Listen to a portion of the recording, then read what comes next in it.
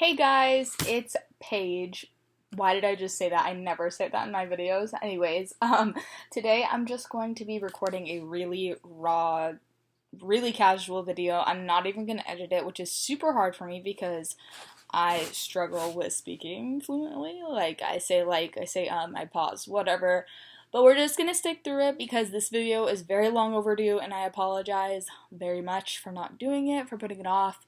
But today I'm going to be answering your guys' mental health questions from a way while back. So I have them here. This is going to probably be a long video. I had already recorded this and then I lost the footage and then I found the footage, but I didn't use it. I don't know, just a lot of dumb stuff. But we're going to go ahead and answer them today and hopefully I don't have to make any cuts or anything like that. So yeah, let's just get right into it.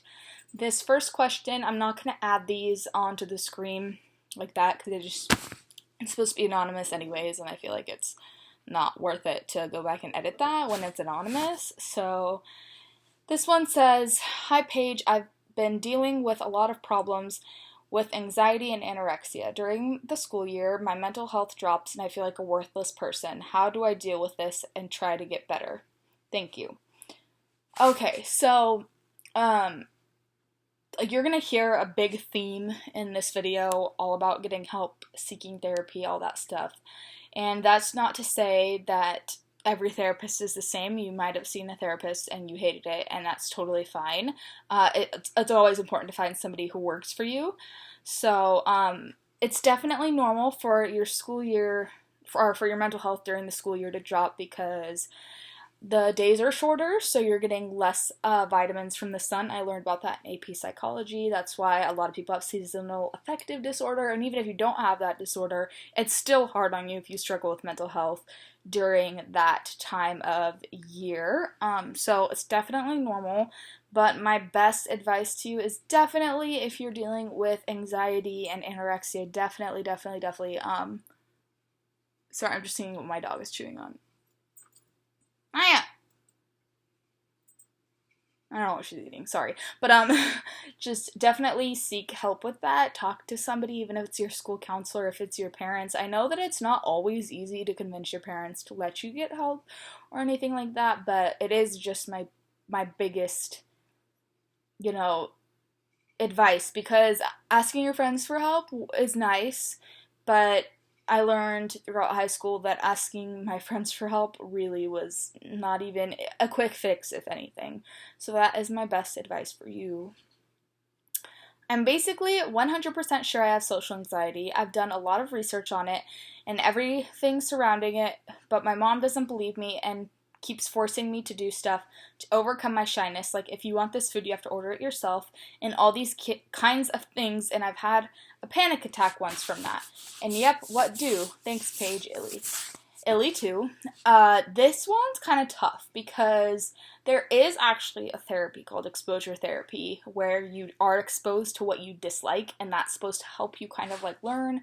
And so I think that that's not that your mom is a psychologist or I don't know, I have no idea, but that's probably why she's trying to have you do these things, is because she does want you to overcome this and she wants you to get used to it. And I know that this is really, really, really, really hard, but it is true that the more you do those things, the easier it's gonna get. But you also, it's also important to let yourself rest and know your limits, because it's okay if you have limits right now and then you can overcome them later on.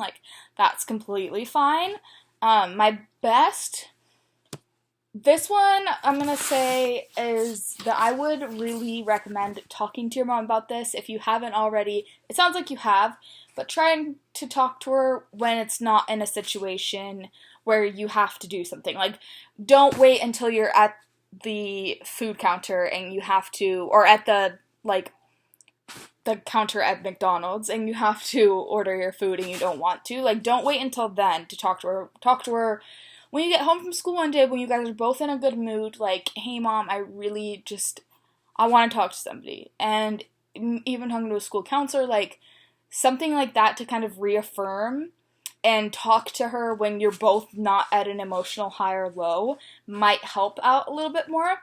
But until then, if that doesn't work, I would really, really just encourage you to try to get through it, because the more you do these things, it's gonna suck, but like the more you do it, the more easier it will get. So yes. My friend know my see, I can't even read. Right. My friends know about my mental illnesses and treat me different than when they did before they knew. I don't know how to tell them I want to be treated the same way as before they knew. I'm still the same person. What do I do? This is going to be very similar to the last question. I would say sit down and talk to your friends kind of face to face. Don't do like text. I feel like so much gets misinterpreted in text messaging. Obviously, you can't always avoid it, but my best advice is to kind of talk to them and be like, really just tell them what you told me. You're still the same person, and if anything, you need their support through this, because this could be a way for you to encourage them and teach them more about mental health and mental illness, and kind of try and like break the stigma towards them, because not a lot of people know. A lot of people are ignorant, and not in the fashion that everybody uses the word ignorant, like you're so ignorant, you're disgusting, but more in the fashion that like they really just don't know. They really just don't know about it, and that's why they are treating you differently. So that's my advice for you. Just talk to them outside of everything, and really sit down with them. And you don't know how to tell them, but honestly, I would just tell them, like, you don't have to have the right words, you have to say what you feel, and they're your friends, and if they're not going to listen to how you feel, or, what hurts your feelings, then those aren't good friends anyways. And I know that sounds cliche, but it's true. Like, I'm so young, I'm sure you're young too, and you have so much life to learn, so many people to meet. I've met so many amazing people after school, not saying that you're in school, I don't know, but like, just assuming that you are, so many people after I got out of school that are, like, my best friends today are not the people that, not saying that I'm not friends with anybody that I went to school with, but like, my best friends today I met after high school, so it's just good to remember that, if they're your true friends, they're going to understand, and they're going to hear you out. And it might just take some time and some encouragement and obviously knowledge, but I believe in that. And if they're not going to do that, I promise you that I'm almost positive that at least one of your friends will. And if not, then there are so many other people. There's so many fish in the sea to be friends with. There's so many amazing people that you will meet in your life that you'll be so grateful that, that space was opened up from somebody else that was bad. So just rambling a little bit, but yeah. How do you deal with people judging you for having to do things in certain ways due to a mental disorder when they don't know you have those things? So this happens a lot with my OCD. Not a lot, but slightly, Honestly, how I deal with it is I just remember that they're ignorant, they don't know, that they don't mean harm. It's hard because it gets frustrating. It definitely gets frustrating, but it's one of those things where you have to step outside of yourself and know and realize that our education system and the way our society works isn't exactly catered to mental health in every single way. So you can't always expect people to know that the way that you behave is actually very normal to other people who have the same behaviors and, brain and chemical balances as you.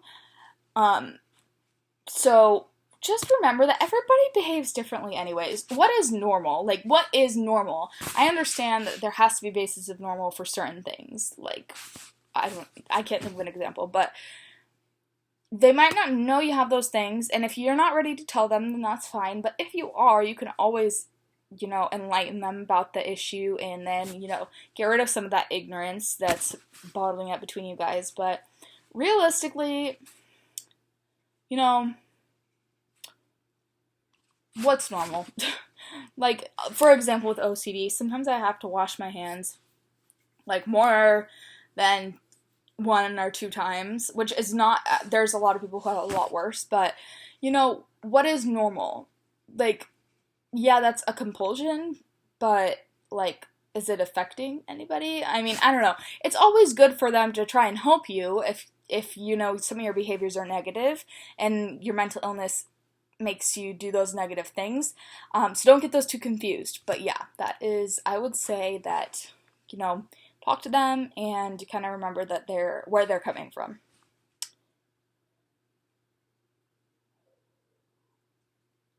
What advice do you have for me because I have depression and people think I'm joking, but I'm 110% not?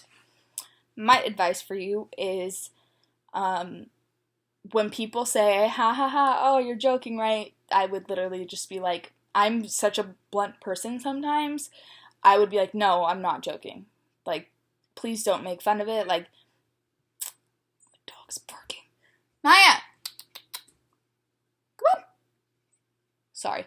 But, so, like, my advice for this is that, sorry. This is why I hate doing uncut videos, but basically, I would just talk to them if it's certain people in your friend group, if it's, certain people, like, sit down and talk to them before they make those jokes, before they don't believe you, and if they still don't believe you, there's only so much you can do, and again, you need those supportive people in your life who are going to believe you, and who are going to be there for you, and who aren't just going to say, like, you're faking it, or you're joking, or stuff like that. So, find those supportive people, stick by them. I promise you they're out there, I promise. So I would just stick to those people that are actually worth it rather than the people who clearly aren't. I have really bad anxiety, and oftentimes when I start to have attacks, people tell me to stop overreacting and that I'm just being dramatic. How would you say is a good way to respond to people who think this way about mental illness? Thanks. So this one's really hard because usually this has to do with in the moment. It's not like you could have an anxiety attack in class and the person sitting next to you can tell you that. It's not like you can always just go back to them like tomorrow and be like, hey, actually that really hurt my feelings. Like, that's not always what you can do, but I would tell them, I'd be straight up. I would say, I'm not being dramatic. I have a mental illness, and if you have a problem with that, then I don't need your company. And not even in the sense that's like a mean way, or in a sense that's disrespectful. It doesn't have to be that way. You can politely kind of be like, please leave me alone because I'm struggling right now, and if you can't see this, then I just really need my alone time. And I understand, because again, it all goes back to ignorance. They don't know what's going on. Everybody experiences anxiety. Everyone in their life does. But people with clinical anxiety and people who have anxiety and panic attacks, they experience it differently and to a heightened measure. So what these people don't understand is that they experience anxiety, but they don't get it because what they experience isn't the same as what you experience. So it's really hard for them to understand. But again, it can always be used as an education lesson.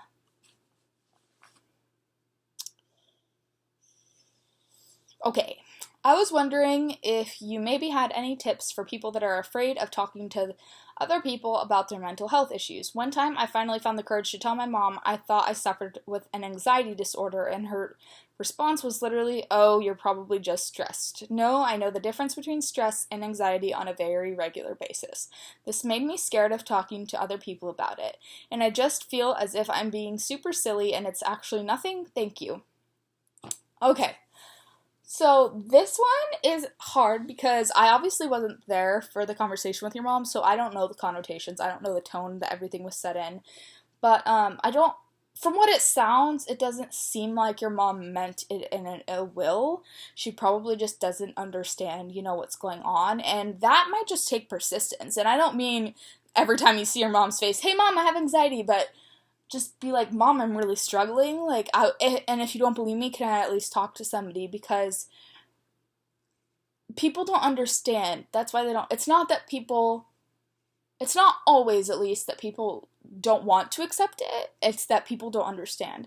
And if it is nothing, then obviously when you talk to somebody, they're going to tell you that, and they will tell you that it's stress. But if you feel like you're struggling, you deserve to talk to somebody. You deserve help just as much as anybody else does. So that is my best advice to you with that, just to kind of try to talk to your mom, and don't let one experience ruin everything for you, because you're going to come into contact with so many people throughout your life, and you can't always just, it's really hard, but I just really encourage you not to let, that one conversation affect how you see the rest of, the people that you come into contact with, because there's so many people, and I'm sure you're not being silly. You're not being silly, because even if you're struggling with something and it's not anxiety, it's not an anxiety disorder, who knows? Like, everybody's different, and you're not being silly, even if you are just stressed. Like, that's a thing, and it's important to rest and to not be stressed and to de-stress. Stress is horrible for your body, so even if you didn't have an anxiety disorder and you were really stressed out, that's still valid, and you're allowed to feel that. And so I just really encourage you with that to talk to your mom again, even if it takes a couple times, when you guys aren't upset at each other, or you're not upset, or she's not upset, and just kind of try to deal that in, and try to be more open with what you're struggling with, because that's how we help each other as people. We help each other by knowing each other's struggles and, working through them. So yes. Okay, one second. I have to read through some of these to make sure that I don't read the same messages or the same kind of questions.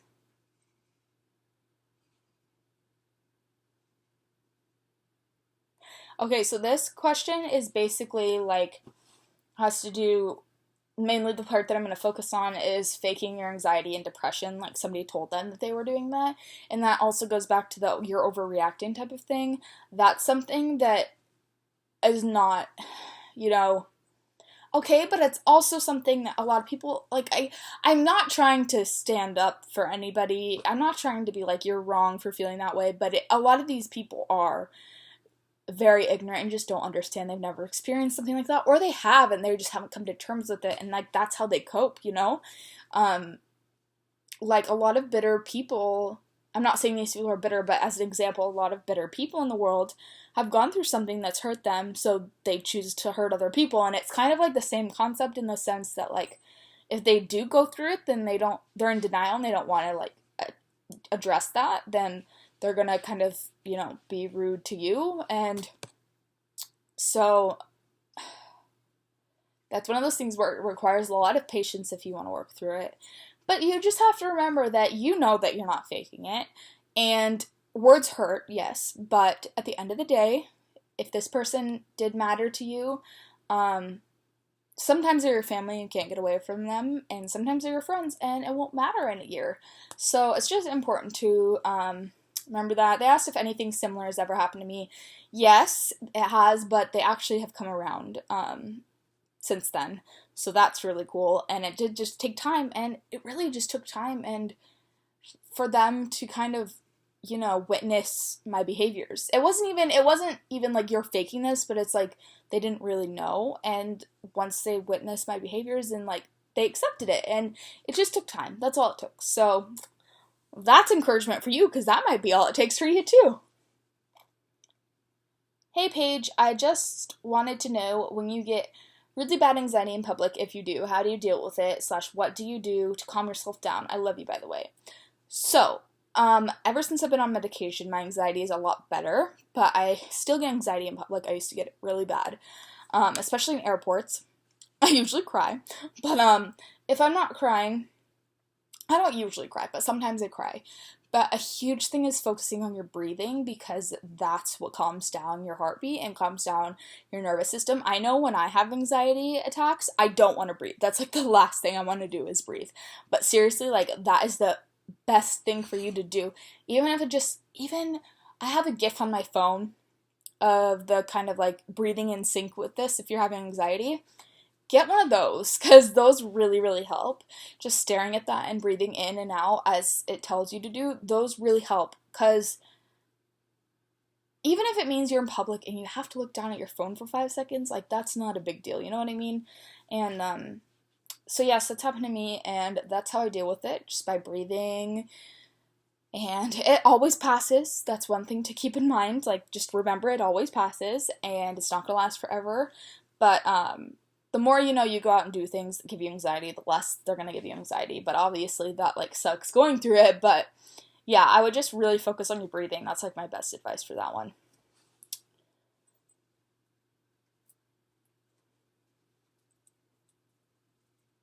I have severe anxiety and on medication to help it, but my dad doesn't believe that it's a real thing and that everybody worries about stuff and that nothing is wrong with me. Because he believes that, he won't let me take my meds when I'm at his house. My parents are divorced.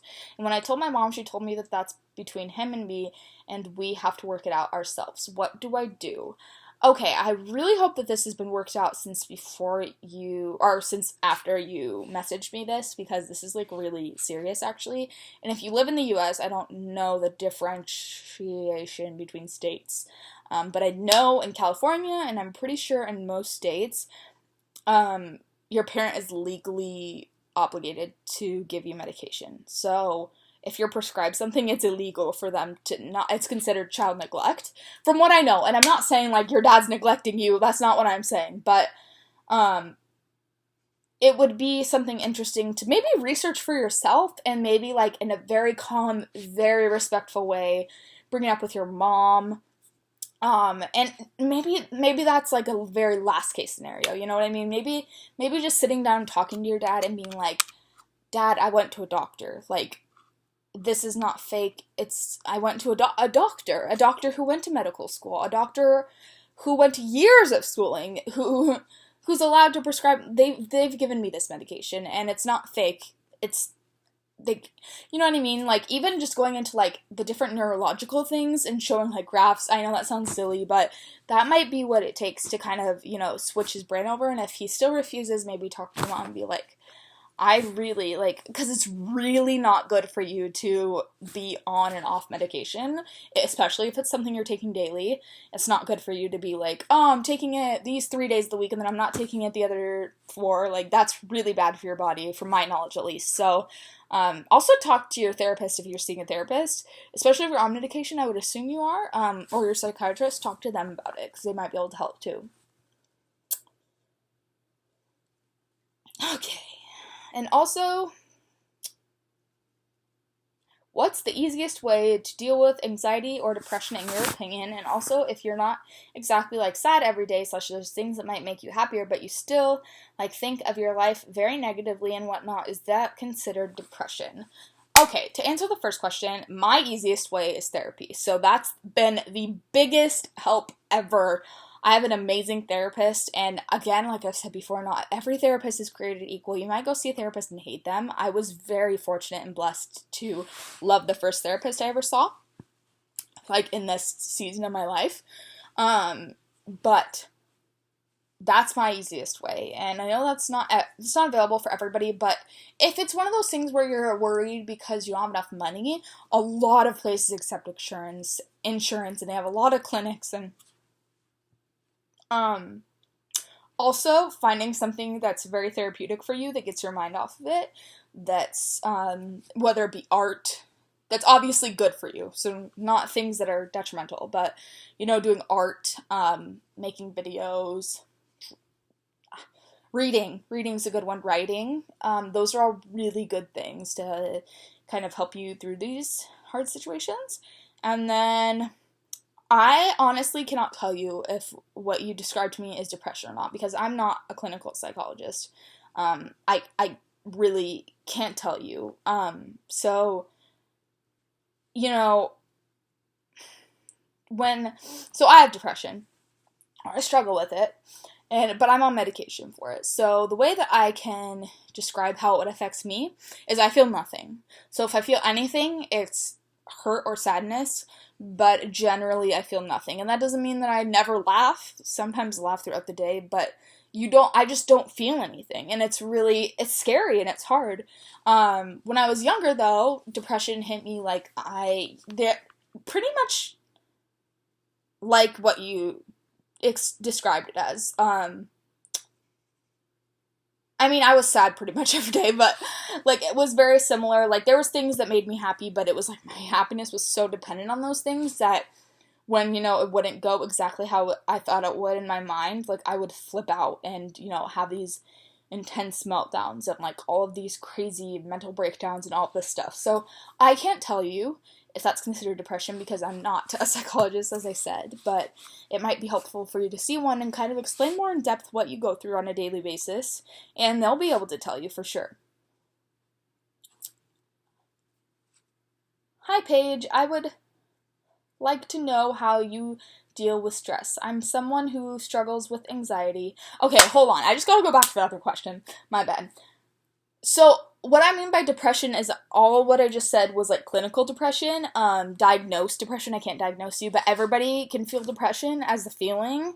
So what you might be feeling might be depression. I just don't know if it's like clinical diagnosed for depression. Okay, sorry. See, that's where I would go and cut it, but I'm not going to cut it now. Hi, Paige. I would like to know how you deal with stress. I'm someone who struggles with anxiety as well as depression, which is caused by stress. I'm starting uni in October, which is October now, and even though it is my dream to go there, I'm scared of falling into depression again. I hope you might be able to give me some advice. I love you and your videos. I love you, and thank you for watching my videos. So this is really hard because, like I mentioned, this is the season of, sucky things. Like, everybody's starting to get sad again, and my therapist, what she recommended me do is that when the sun goes down early, like it is, find something that you like to do. So have a plan of what you're going to do when the sun goes down. So she said journal or make videos or do something that makes you happy when there's that lack of sunshine outside. And that's a huge thing.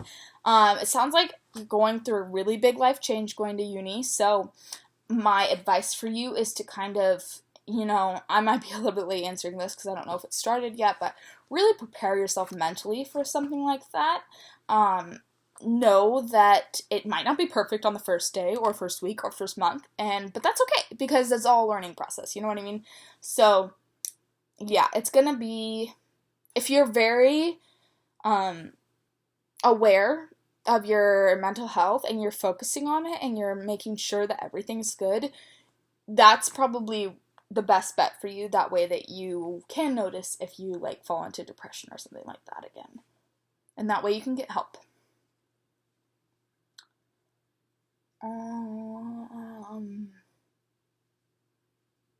Okay, another question. Do you know any ways to seek help with anything when you physically don't like talking or talking about it?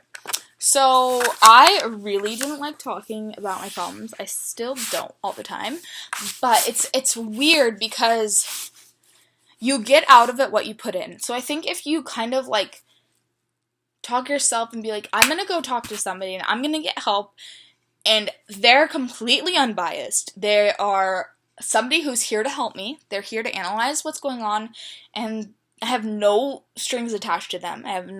They don't know me. I don't know them, but this is seriously just to get me help. That might make it a little bit easier because it's not like you're spilling your life story out to somebody who, is going to go tell everybody. Like, you might not like talking about it, but the more you talk about it, the easier it gets. 'Cause if you don't talk about it, that's when things just get so much worse. And I know it's so hard.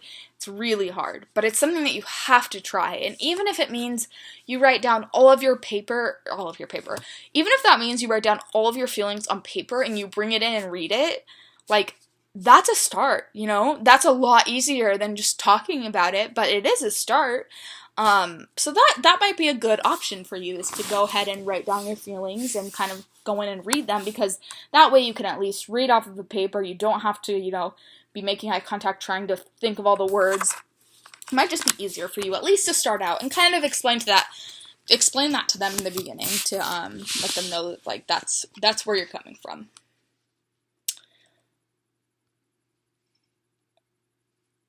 What do you think of age regression as a coping mechanism for mental illnesses? It helps with anxiety and depression, but a lot of people think it's gross.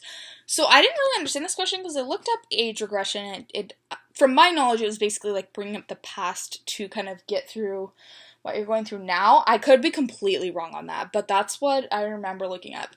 And honestly, like, that doesn't sound gross at all. So if it's a if it's not making you uncomfortable and it's something used by your therapist or psychiatrist, like, who, and it's helping you, like, as long as it's something that's safe and obviously, like, you're not uncomfortable with it and it's obviously, like, a practiced, therapeutic way that everybody uses that's, like, accepted by the community, of therapists and stuff like that, then, like, who cares what people think? I don't, if it's helping you, and obviously it's in a controlled area,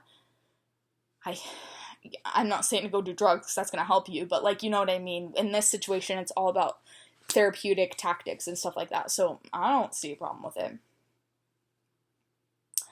Can you talk about how people are marketing mental illnesses as fashion, like putting things like depresso on the bottom of coffee mugs, and my personal favorite, I thought I was bipolar, but I'm really just an a-hole on a t-shirt. It's something that's bothered me for a while. Okay, so I totally get where you're coming from with this. The depresso one, I don't think that that's quite as much going into trying to, like, make mental illness a fad or fashion. Personally, just because I know depression as a word, you can feel depression without having depression, just like you can feel anxiety without having anxiety. The bipolar one, definitely you don't, bipolar isn't a feeling, but also I don't know, that's more of a hyperbole though, with the depresso on the coffee mugs, because you're not depressed, you're not going through depression because you finished your coffee. I definitely think it's more having to do with ignorance in the industry, and that's not always an excuse, but it definitely, some things are a little bit more innocent than others. I don't think all things are meant to hurt people, and that's not to say that all things are okay, but it's just some encouragement for you, like, don't feel like you've lost hope on the world because of some of these things. Like, a lot of them just have to, that's why we have to, spread positivity and knowledge, all that stuff. So, yes.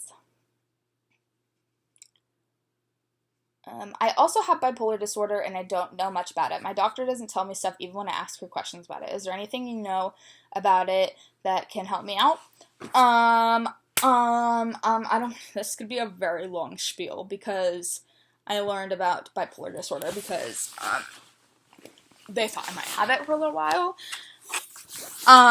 So, I don't know if you mean your doctor, like your primary care doctor is telling you that you have this and they're not telling you anything about it. That doesn't sound good to me. I hope that you have the chance to talk to, like, a therapist or a psychiatrist, because, or at least find a new doctor, because that doesn't sound right. If they're not telling you, you should be able to, ask questions about what's going on. They can't just tell you, oh, you have this, and then I'm not going to tell you what it is. You know what I mean? Like, that's really unfair. So, the most that I know about it is that there's 2 forms of bipolar disorder. Bipolar 1, you have to be hospitalized for. Basically, how my therapist explained it is, here's the level of normality. Like, here's a graph. Bipolar 1 goes up like this, and down, up and down, up and down, and in very big, waves. So, they go really high, and when they're in that manic phase, they can do things like risk their life because they think that they're invincible, and, like, all these things. And then when they're really low, they could feel like they want to hurt somebody or hurt themselves, and that's why you have to be hospitalized, because you're in a dangerment to others or yourself, and that's how you get bipolar 1 disorder. Bipolar 2 is more like this. So here's the graph, and it just goes like this. So it's really common, much more common than you think. It's very common with people who are artistic.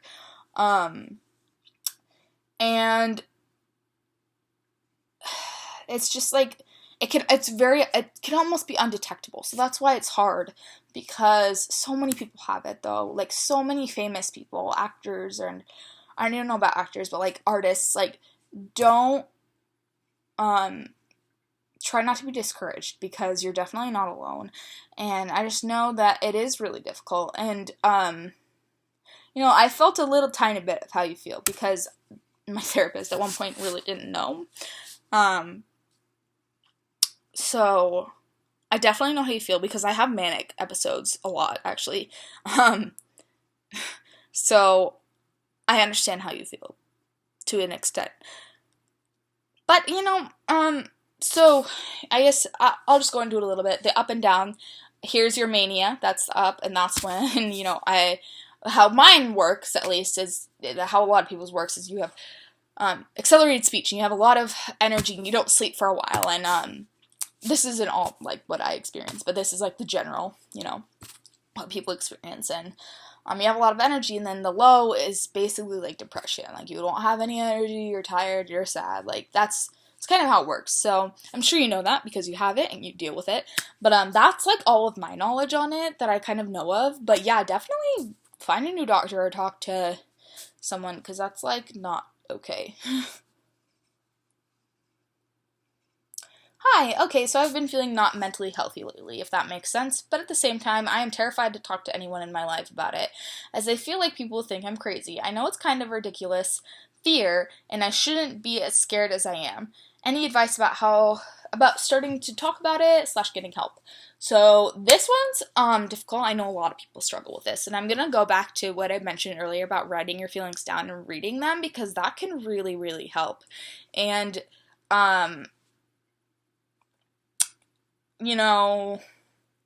it is hard, because you are going to talk to people who don't understand, and that's okay. Like, that's something that we all have to remember and realize, and, like, realize it's okay that we're going to talk to people that don't understand, but realize it's okay because, that's an opportunity to educate people. And, practice in the mirror. I know that sounds silly, but practice when you're alone, talking about it like you're talking to somebody. That might help you. Writing down your feelings is an amazing start, as I mentioned. Seriously, you get what you give into this. Whatever you put into this is what you're going to get out of it. So if you're not feeling mentally healthy, I'm so glad that you're thinking about trying to get help. I really, really encourage you to try to work through that fear, because it's so worth it. I can't explain to you how worth it is once you do get through that fear. So I really encourage you to do your best to try and get through it.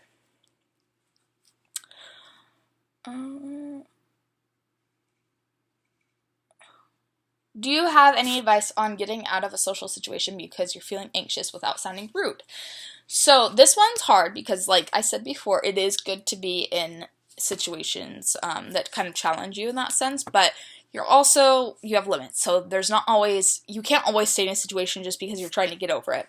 And honestly, like, I would just be like, hey guys, I need a break. Like, nobody's gonna think you're rude if you want to go have time for yourself. And if they do, then, like, what? Like, they are so self-centered, because there's been a lot of times where I've just needed to, like, have that alone time. And you'll need to go have some time with yourself because you are feeling anxious. And if people don't understand that, then those aren't the people you'll want to associate with, And if they are, obviously, like, there are people that want to associate with, then that's, like, another, as I keep saying, opportunity to educate them and, talk to them and be like, I get very anxious in these situations, and sometimes I need to leave because that's the only way that I can kind of deal with it.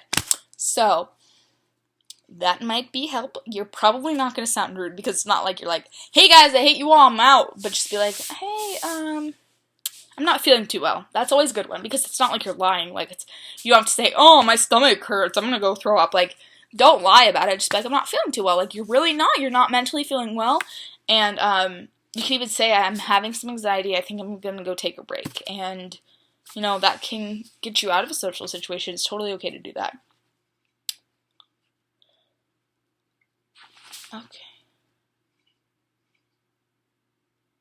Okay.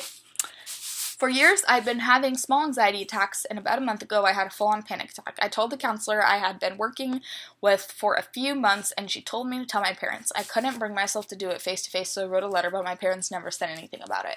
My parents have a history of ignoring my concerns about my health, no matter how big they are. I really want to go to a doctor and get a definite answer of whether or not it is anxiety, and see what I can do about it, and as it's been getting worse and worse, but I cannot bring myself to do it no matter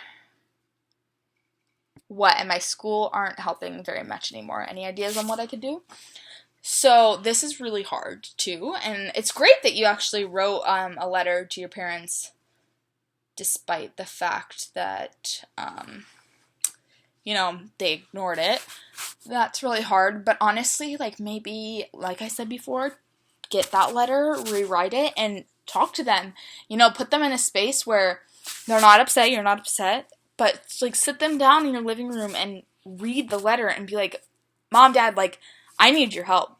Like, I'm your kid, I need your support. And, it's not always, I don't think that they're trying to ignore, their concerns. It's probably that they're worried, I don't understand, or, I don't know your family, but it's definitely something that you've got to put them, and it might be uncomfortable, and they might get mad, and, there's all these factors, but, like, something great might come out of it, and it's all worth the risk, because, negative feelings aren't going to last forever. They're not. But the positive things that might come out of those negative experiences will impact you forever. And so it's really, really important to kind of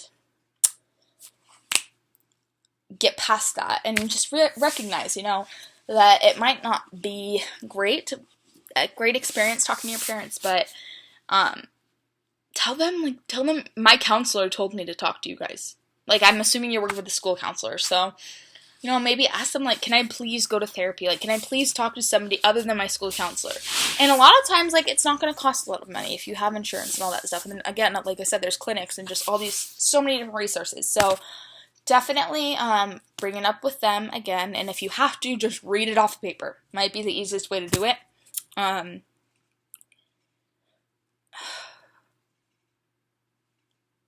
know you said you can't bring yourself to do it no matter what, but I think you can. I really believe in you, and I don't mean that in the sense that, like, I'm saying you're feeling invalid for feeling like you can't, but I know you can, because there's so many things that you can do that I'm sure you've done that you said that you could never do in your life, and this is just one of them. This is just one of those rivers you have to pass through, and, you never know if it's on the other side of a meadow, like, full of flowers, you never know, so I really encourage you to physically talk to them, even if it means reading off of a paper.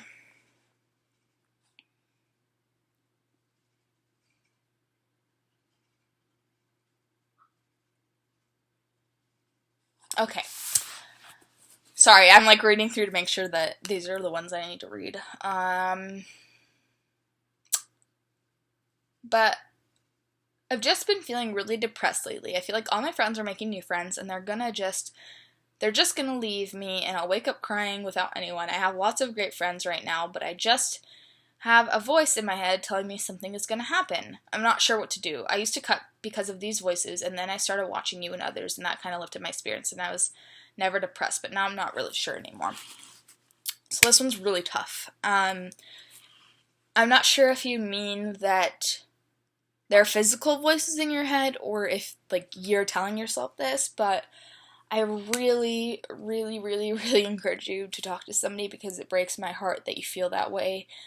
I totally, totally know what you feel like, when you feel like you're not going to have anybody, even when you do have great friends. Talk to your friends if you need to. Ask them, talk to them, be like, I'm sorry if I seem off or anything, like, this is what's going on. I just really encourage you to talk to somebody, because this sounds definitely more serious than you might feel like it is. But just know that you're loved, and I love you a lot, and please don't hurt yourself. I know it's a lot easier to say that than, actually have it follow through, but, yes, please talk to somebody if you can, and we love you, and I just, praying that you can get that help that you because we all need a little bit of help sometimes, like, I never want that to have a negative connotation, like, you get the help that you need, because I get the help that I need. I go to therapy, like, it's not supposed to be a negative connotation. Everybody needs help in their life with one thing or another, and, I just really, really encourage you, if you can, to talk to somebody, even if it's just your school counselor, Okay, I'm not in the best position right now. I've thought about suicide / have attempted it many times recently. Everything is so hard. How do you learn to think of yourself as a decent person and not hate yourself? How do you not think of yourself as worthless every single day? So this is really quite serious, I definitely encourage you to talk to somebody as well. I think the biggest thing is to kind of try to stop focusing on yourself. As weird as that sounds, that's like what really helped me is I stopped focusing on me.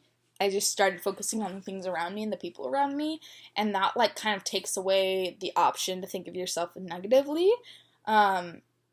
And I mean focusing on other people in a positive way, not in a sense that like you start hating everybody, but like you have to realize that I don't know you, but I really don't think you would ever think of anybody else as worthless.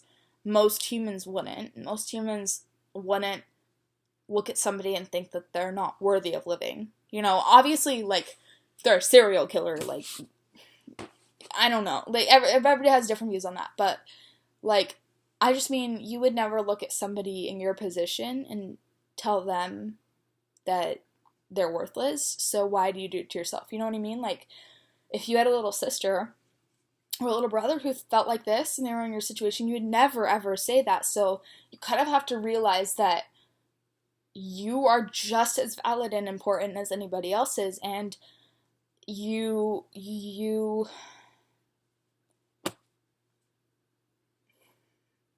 don't deserve to hate yourself, because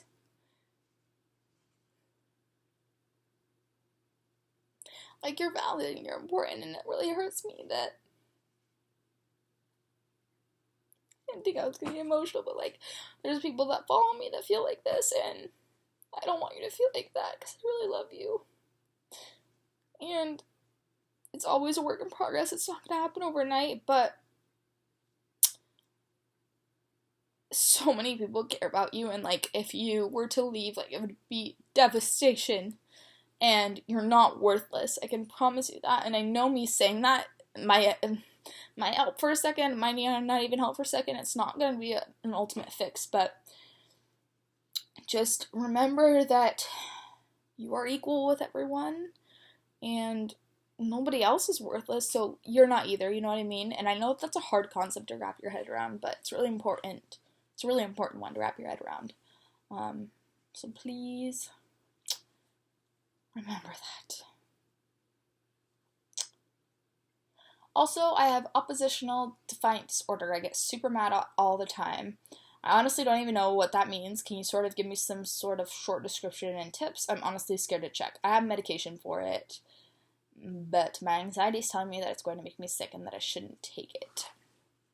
So, I asked someone that I know that is very well versed in psychology about this topic, because I didn't know what it was. But basically what I was told was that people with oppositional defiant disorder kind of lack a portion of how they react to things. So something happens. Usually what we do is something happens, we internalize it, and then we react. And from my knowledge, people with oppositional defiant disorder, you don't have that internalizing part. Like, you internalize it, and then I guess you don't think about it. So you don't think about your actions, you just react. And that's not your fault, like, at all. That's, like, something you can't control. But the medication is what does that for you. So that's what's going to help you not feel this way. That's what's going to help you balance you out. And, doctors aren't going to give you medication that's going to make you sick. And if it did make you sick, like, it's not going to. I can promise you it's not. But if something happened, like you were allergic, all you would have to do is go back to the doctor and say, hey, I think I'm allergic to this medication or something. And, it's telling you this is very common to feel anxious and to feel like you're not supposed to do something that you are supposed to do, especially with medicine. A lot of this happens all the time where people get anxious and don't want to take their medicine, but I promise you, like, the medicine's going to help a lot. And if this is truly what you're going through, and you're correctly diagnosed and you have the correct medication, this medication's going to help. And it might not help the first day that you take it, but it will. So I really encourage you to take it, because I think you will see a vast difference if you do.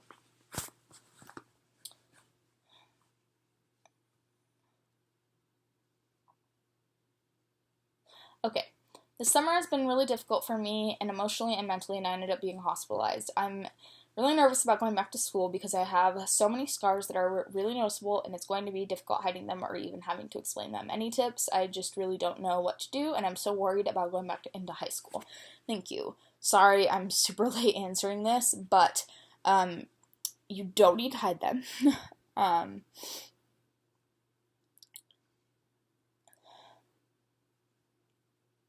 You don't need to explain them. If somebody asks you about them, if you don't want to, you don't have to. I just care about you guys.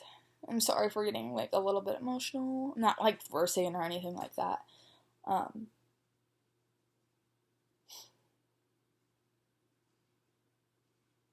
You know, those scars are a sign that you're alive and that you're a fighter. And they're scars for a reason, you know what I mean? They're healed. And I'm so proud of you for that. And you don't have to hide something like that, because not everybody's going to understand it, and that's okay. It's okay that not everybody's going to understand. Don't feel like you need to hide something like that. You shouldn't be forced to wear a jacket in 90-degree weather because you feel like because the vast general public doesn't understand it. Like, just as long as you're keeping those scars and not open wounds, like, please just keep them. They're gonna fade and it's all gonna be okay. Like, those are signs that you've made it out alive and you're strong. And I'm not at all, this is not romanticizing self-harm whatsoever. I'm talking about when you've been through a really hard time and you've gotten out of it and you have marks because of that hard time that you went through, and you're getting better. That's what I'm talking about. I'm not whatsoever saying that, you know, self-harming is, like, makes you strong or anything like that. Like, I'm saying that, like, if you're able to get out of that, which it sounds like you have, because, then that's what makes you strong. And, please don't self-harm no matter who you are, please. It doesn't help at all. It doesn't change anything about your situation, other than the fact that you might be forced to get help, but, it really doesn't. And I don't mean that in the sense like, oh, I can't get help, so I'm going to self-harm, so I'm forced to get help. Don't do that at all. That's horrible. But, I just mean in the sense, like, it's not going to solve anything. So, my best advice is to not worry, because there's going to be so many people who don't care, and who care in the sense that they love you and they want the best for you, and that's the most important thing.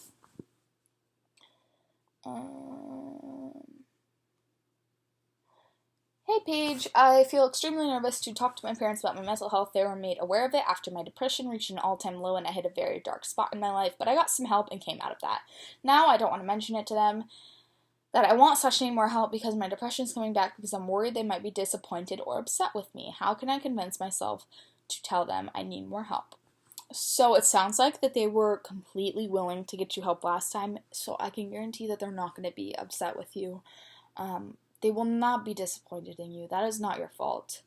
And, you know, even if they were on some weird chance upset with you, this is about your mental health, and you need help too. And if you need help, then you need to get it, even if your parents are sluggish about it. I'm not saying that they are. Your parents actually sound very supportive from what you've told me, and I feel like they would be very open to that. So I really encourage you to talk to them about that. It's been about 1.5 years since my sister went through major depression and other mental health problems, attempts of suicide, and then to the mental hospital. Before that, I didn't understand what depression was. Now I do. After those events, I haven't been myself, and my mom believes I'm showing signs of depression. My problem is that she wants me to go see a therapist, but I don't want to. I hate talking to people about this kind of stuff. I just feel so close to you, even though you don't know me. But I do want to get better. Also, this isn't my main Twitter. Okay, that's not part of it.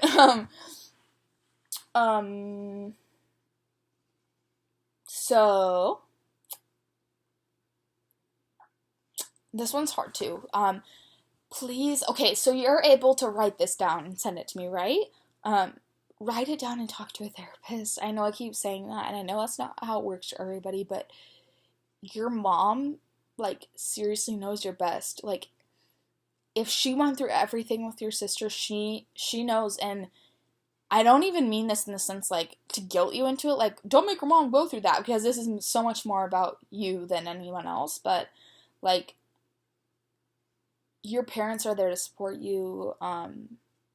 It's okay. You don't have to go to a therapist on the first time and tell them everything. Like, you can just tell them, like, a lot of good therapists have a way of getting it out of you, whether you like it or not. And not in the sense where they force you to talk about things, but, like, it just kind of comes out. And, it might be really helpful for you to write things down. And I know you don't like talking about it, but think of, how much better you will feel if you do talk about it, and how much better and how much more positively your life will be if you get that help that you need.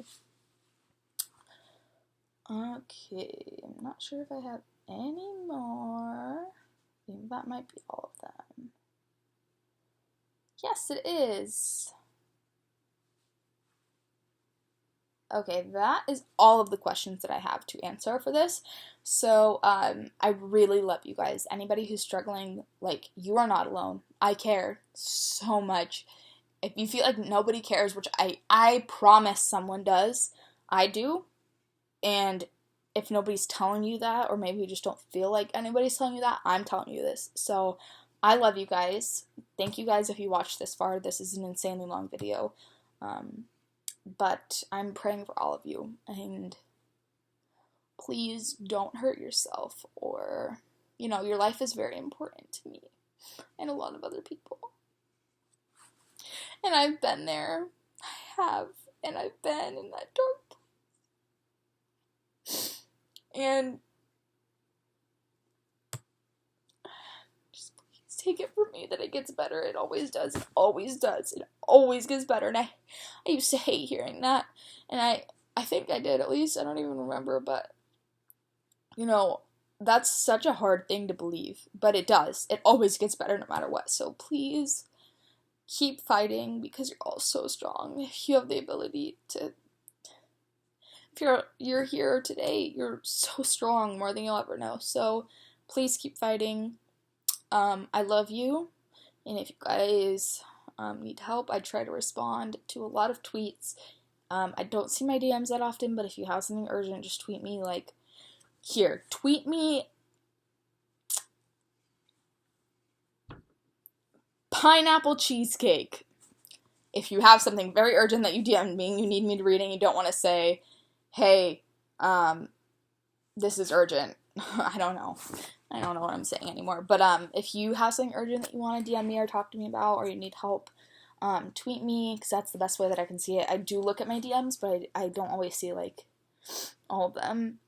And I don't read them very often, which I know is horrible, but I mean that in the sense, like, I see them, like, but I don't always open them. Like, I won't always see, like, the very long messages. I do try to respond to some of them and stuff like that, but I'm just telling you, like, if you have something urgent, tweet me, DM me about it, and I will do my best to get back to you guys. Okay, I love you guys so much, and thank you guys for watching, and I'm sorry that this is so late overdue, but I hope you guys are having an amazing day, and I love you.